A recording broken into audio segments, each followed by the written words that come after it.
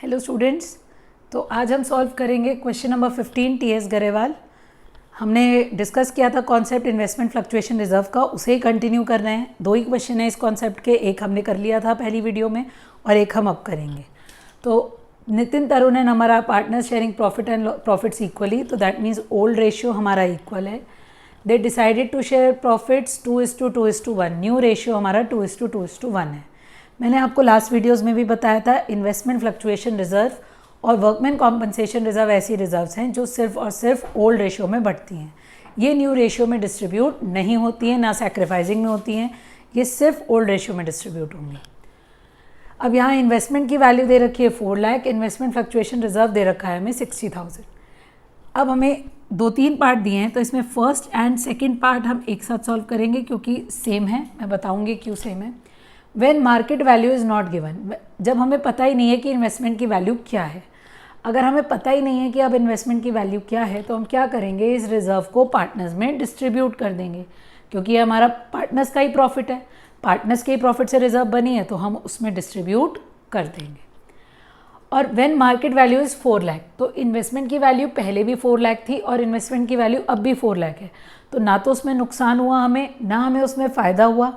जब ना नुकसान हुआ ना फ़ायदा हुआ, तो भी हम इस इन्वेस्टमेंट फ्लक्चुएशन रिजर्व को डिस्ट्रीब्यूट कर देंगे। तो फर्स्ट एंड सेकेंड पार्ट का आंसर सेम है।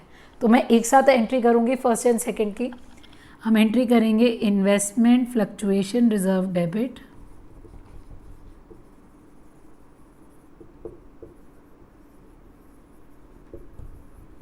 $60,000 to Nitin's capital account,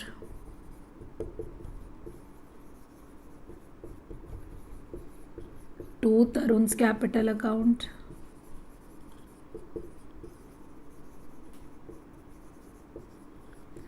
to Amar's capital account.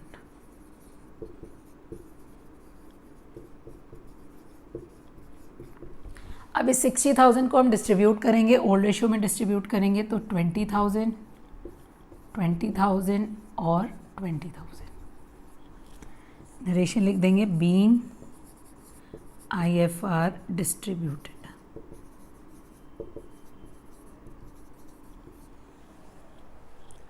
अब थर्ड केस देखते हैं इसमें। व्हेन मार्केट वैल्यू इज़ 4,24,000, पहले मार्केट वैल्यू 4 लाख थी और अब वैल्यू 4,24,000 है, मतलब मार्केट वैल्यू इंक्रीज़ हो गई है। अगर इंक्रीज़ हो गई है तो भी हमें नुकसान तो हुआ नहीं है, तो हम इस रिजर्व को तो ऐसे ही डिस्ट्रीब्यूट करेंगे। मैं दोबारा इसकी एंट्री कर रही हूँ, investment fluctuation reserve debit to Nitin capital account, to Tarun's capital account,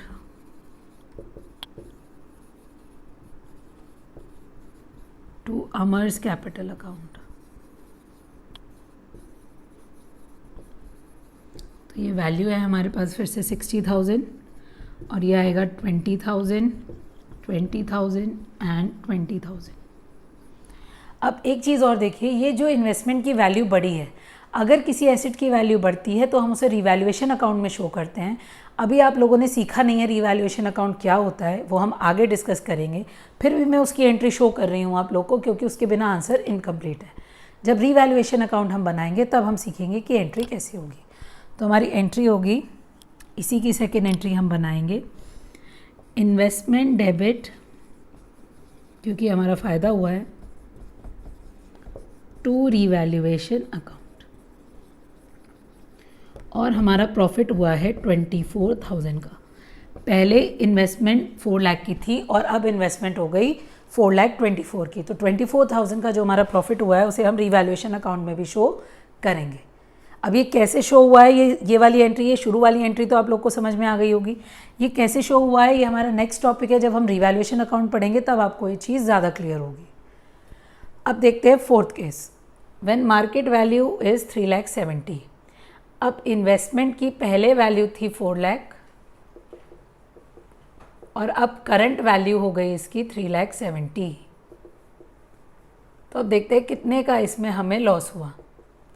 तो 4 लाख थी, 3,70,000 हो गई, हमें लॉस हुआ 30,000 का।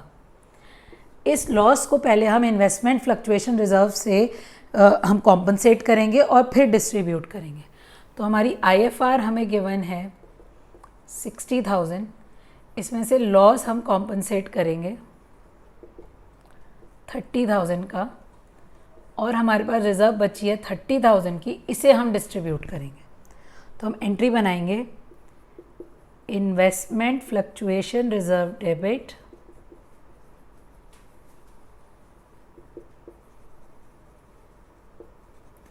टू इन्वेस्टमेंट, जितने का हमें लॉस हुआ, to Nitin's capital account,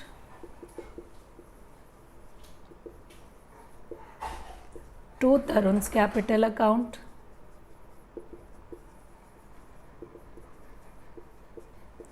to Amar's capital account. तो हमारी रिजर्व जो है वो है 60,000 की, इन्वेस्टमेंट पे हमें लॉस हुआ है 30,000 का, और पैसे बचे हैं 30,000। उन 30,000 को हम ओल्ड रेशियो में डिस्ट्रीब्यूट करेंगे। ओल्ड रेशियो है 1:1:1, तो ये वैल्यू आ जाएगी 10,000, 10,000 एंड 10,000। अब देखते हैं लास्ट पार्ट। मार्केट वैल्यू, पहले इन्वेस्टमेंट की वैल्यू थी 4 लाख, और अब उन्होंने क्वेश्चन में दी है कि मार्केट वैल्यू है इन्वेस्टमेंट की 3,10,000, तो जो करंट वैल्यू है वो है 3,10,000। तो अब हमें लॉस हुआ है 90,000 का। ये 90,000 के लॉस को हमें कॉम्पनसेट करना है। तो IFR है हमारा 60,000, इसमें से हमने लॉस 90,000 का कॉम्पनसेट किया, पैसे बच गए हमारे पास माइनस, मतलब और एक्स्ट्रा नुकसान हो गया, पैसे तो बचे ही नहीं, और एक्स्ट्रा नुकसान हो गया 30,000 का। पार्टनर्स के लिए कुछ नहीं बचा है डिस्ट्रीब्यूट करने के लिए। देखो, पैसे बचाए थे 60,000, नुकसान हो गया 90,000 का, ज़्यादा नुकसान हो गया। तो 30,000 का जो एक्स्ट्रा लॉस है उसे हम दिखाएंगे रीवैल्यूएशन अकाउंट में। तो हम एंट्री करेंगे इन्वेस्टमेंट फ्लक्चुएशन रिजर्व डेबिट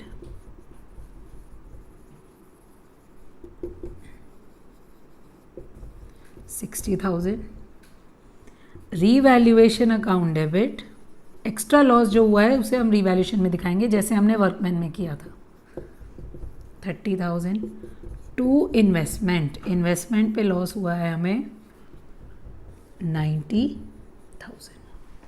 तो हमने रिजर्व भी एडजस्ट की और जो एक्स्ट्रा लॉस हुआ रिवैल्यूएशन में दिखाया, फिर हम इन्वेस्टमेंट का जो लॉस है वो कॉम्पनसेट हो गया। इसमें हमने सारे केसेस पढ़ लिए हैं जो इन्वेस्टमेंट और IFR के बीच आ सकते हैं, इसलिए भी ये क्वेश्चन इंपॉर्टेंट है क्योंकि ये लॉन्ग क्वेश्चंस में आता है। बाकी अब हम नेक्स्ट क्वेश्चंस डिस्कस करेंगे अपनी नेक्स्ट वीडियोस में। Thank you.